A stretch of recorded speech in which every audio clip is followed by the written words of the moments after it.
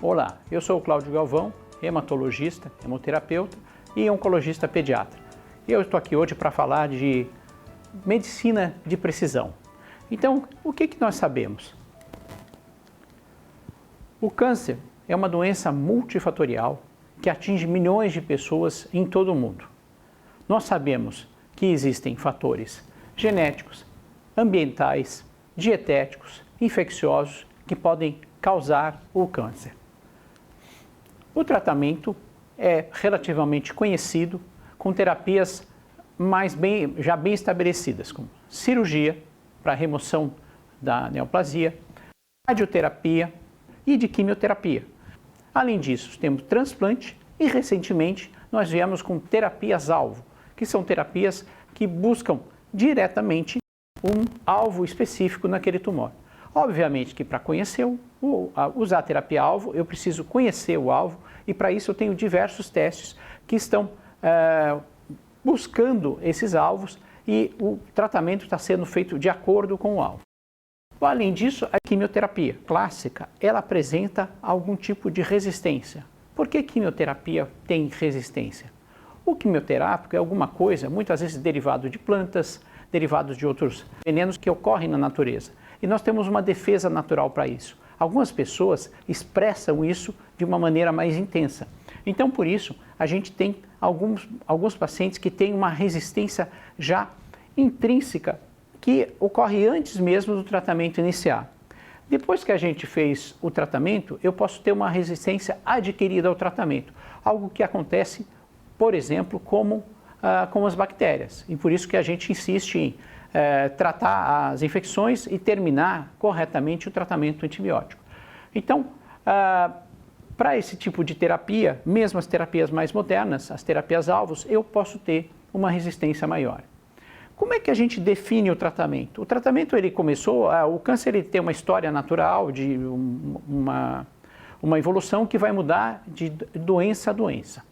No passado, há muito mais de 100 anos atrás, conseguimos tratar muito poucas doenças. Por exemplo, tumores de mama, outras neoplasias, outras doenças que pudessem ser ressecadas. Com o tempo, fomos desenvolvendo técnicas de radioterapia e de quimioterapia. Então, o que aconteceu? Os protocolos começaram a ser desenvolvidos de acordo com o tipo e o local do tumor. Isso foi se intensificando mais recentemente, vamos dizer assim, nos últimos 50 anos, onde tratamentos específicos que resultaram de vários estudos clínicos foram estabelecidos baseados no tipo, na histologia e no estadiamento do tumor, ou seja, se ele era localizado ou metastático. Posteriormente, a gente começou a enxergar alterações genéticas. Um grande exemplo disso é a leucemia mieloide crônica, que tem uma translocação bem conhecida, translocação 922, gerando o que se chama de cromossomo Filadélfia, e aí gerando uma mutação conhecida como BCR-ABL. Hoje existe uma terapia bem específica, já mais de um tipo de tratamento, que vai bloquear a tirosinoquinase e inibir o desenvolvimento dessa doença. E vários protocolos clínicos já estão em andamento. O que acontece? Os protocolos clínicos, eles são standards e eles são definidos por grupos de paciente. Mas começamos a olhar a tratamento de uma maneira um pouco diferente. O que acontece? Primeiro, a gente começou a fazer testes para ver hereditariedade, ou seja, sempre se me perguntam para qualquer hematologista, para qualquer oncologista, esse câncer é hereditário? Não, a minoria dos casos você tem uma hereditariedade, por cerca de 10%. O que a gente sabe, por exemplo, hoje do câncer infantil é que já existem fatores na vida intrauterina que podem sim estar relacionados ao surgimento do câncer. Além disso, a gente pode usar marcadores tumorais, então eu dei o exemplo, por exemplo, da leucemia mieloide crônica, onde eu olho o cromossomo Filadélfia, num teste de citogenética mais simples, ou eu posso fazer um teste um pouco mais complexo e olhar diretamente na reação de polimerase em cadeia a translocação, e aí eu vejo a proteína BCR-ABL. E terapia-alvo, eu vou já com testes mais complexos, procurando alvos específicos, por exemplo, como o TRK, onde eu posso fazer uma terapia para aquela doença. Bom, o que temos agora, assim, isso está sendo perguntado, e aqui como esse editorial da Nature, assim, a genética é uma parte da história.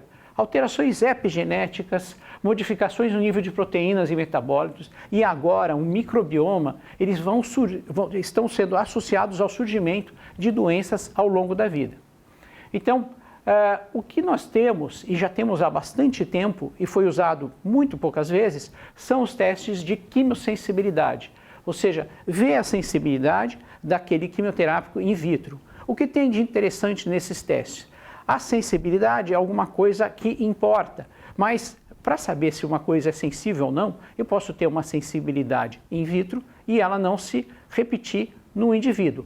Isso é bem simples quando se olha, por exemplo, os testes de antibiograma ou mesmo antibiograma do exame de urina. Se é sensível, eu não posso garantir que aquele tratamento vai funcionar, mas o que chama atenção, se há resistência, isso é um forte indicativo de que aquele tratamento não vai funcionar para aquele paciente. A gente tem essa informação nesses testes e por isso mesmo as pessoas elas são de certa forma únicas e as doenças têm características semelhantes, mas se pode ver, mesmo quando você trata câncer ou tratando uma infecção urinária, a resposta é completamente diferente, variando de indivíduo a indivíduo.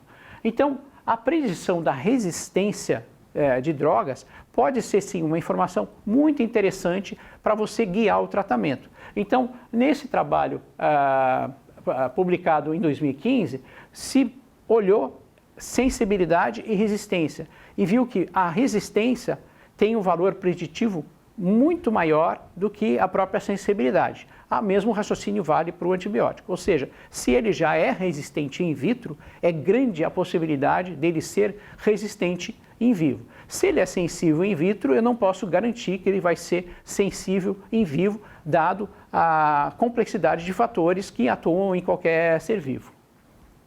Esse trabalho chamou muita atenção. Esse é um trabalho que tem 20 anos, é um trabalho de leucemia linfocítica crônica, olhando uma única droga, fludarabina, e viu que um grupo pequeno de pacientes, ainda que eram pequenos, os pacientes que eram sensíveis à fludarabina in vitro, eles foram muito melhor do que aqueles que foram resistentes. Uma curva de sobrevida bem diferente. Se vê que é uma curva de leucemia linfocítica crônica, de pacientes já de casos avançados.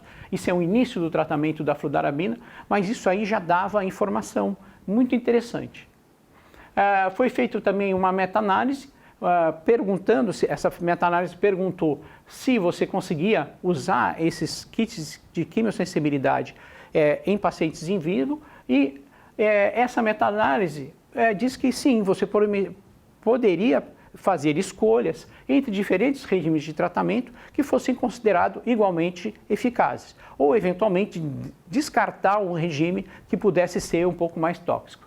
Então, assim, as recomendações, se existe a recomendação que se esse teste estiver disponível, você pode sim usá-lo e usar aquilo conhecendo todos os fatores com segurança e principalmente olhando os dados de quimioresistência, ou seja, você tem a resistência, você tem que pensar muito se vai valer a pena usar aquele caso para aquele paciente.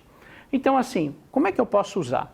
A minha experiência pessoal, que já usei esse tipo de teste, principalmente em recidivas, em tumores refratários, mas alguns trabalhos já estão usando o teste de quimiosensibilidade junto com o sequenciamento para ver se a quimiosensibilidade daquela doença muda no momento da recidiva.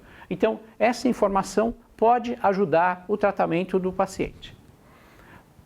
Nesse kit de oncologia de precisão, a gente já tem alguns quimioterápicos, por exemplo, esse é um kit desenhado para hematologia, onde se tem os principais quimioterápicos e a gente vai conseguir ver como que isso funciona, se funciona melhor ou pior naquele paciente.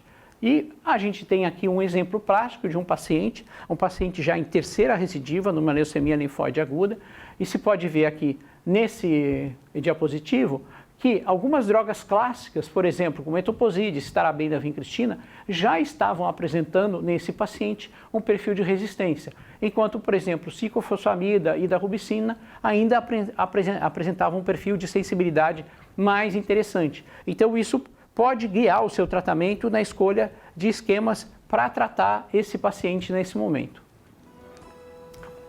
Então, eu fico aqui, agradeço né? E espero que tenha sido suficientemente esclarecedor nesse tópico tão interessante. Muito obrigado.